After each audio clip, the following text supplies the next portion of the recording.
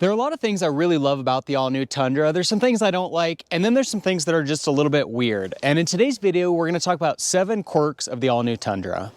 My first car was a 1995 Chevy Tahoe, and one thing that I came to find about that generation of Tahoes, Suburbans, Silverados, and their GMC counterparts is that they had really heavy doors, and that with time they would start to sag and have trouble closing. And that's one thing I actually worry about with the Tundra, because these vehicles have incredibly heavy doors. I've been really surprised with just the weight when you're opening and closing them.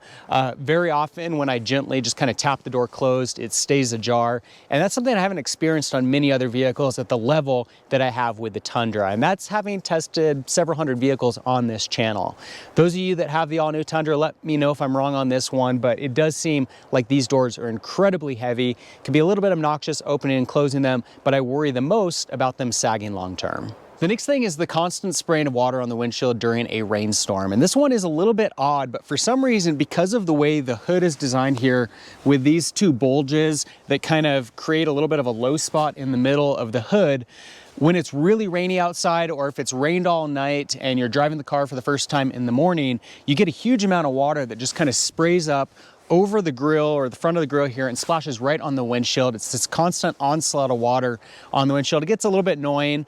Again, most present during a really heavy rainstorm, or if there's a lot of water on the vehicle in the morning.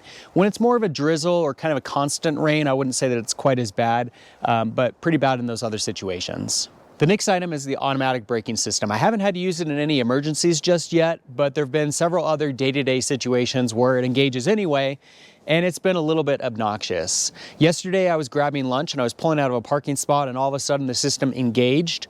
There was no one there, no pedestrian, no car, no object of any sort, and for whatever reason, the brakes just automatically applied. There have also been several times pulling into parking spots where there's tall grasses or a bush, and you've got to pull up to the front of the parking stall, of course, and the truck won't let me. It'll automatically apply those brakes before I get to the front of the parking stall. So again, a little bit annoying. And then last week, this one was a little scary actually. I was crossing a busy road and I was going straight across, so I had to wait for a gap on both directions.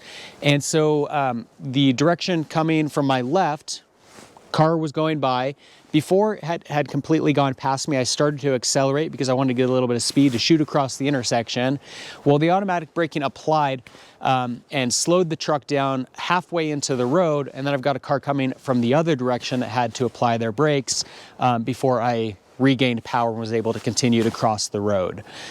So it was a good lesson learned in that situation. I'm certainly going to turn off the automatic braking when I want to jump across the road. That can be controlled a little bit. Those other situations, definitely odd quirks. I know a lot of people don't like automatic start-stop systems, but for me personally, I love them. It drives me crazy when I'm sitting in an intersection idling and just wasting fuel. And I love the fact that the 2022 Tundra has automatic start-stop. Unfortunately, it's an incredibly weak system that hardly ever engages. And even when it does engage, oftentimes while I'm sitting for the light to turn green, it'll turn back on anyway. So it doesn't have a large enough battery to really be all that effective. There'll be many times where I'm driving for a half hour, not making a single stop. I'll get to an intersection, there'll be a red light, I'll assume it's gonna engage, and it doesn't. You do have to make sure to push in on the brake all the way. It took me a while to figure that out. But even though I figured that out, I still find that oftentimes it won't engage. And then again, as I'm sitting in the intersection, before the light turns green, the truck decides to turn back on anyway. One thing I really don't like is audible seatbelt notification systems, and that's become pretty widespread across most new vehicles these days, sadly. And that's coming from somebody that's very diligent about wearing their seatbelt. Anytime that I'm in town, driving on a highway, any situation where I feel like there's any sort of a safety risk, I always wear my seatbelt. But there's times like right now when I'm out in the middle of the woods, there's no one around, I'm driving a couple miles an hour on a dirt road, and it just doesn't seem all that necessary to wear my seatbelt. But the Tundra feels otherwise. It thinks that it knows best. And unfortunately, it's a very obnoxious system. We'll give it a chance to recognize that I'm driving. The unfortunate thing about the Tundra is that unlike most systems where they start to chime when you're driving and not wearing the seatbelt like this, it'll do that for a little while and then it'll turn off. The Tundra does the complete opposite, as you'll see. It gets louder as you continue driving. So if you hear the chime and you don't put your seatbelt on, it's going to get louder to reinforce that you need to wear your seatbelt.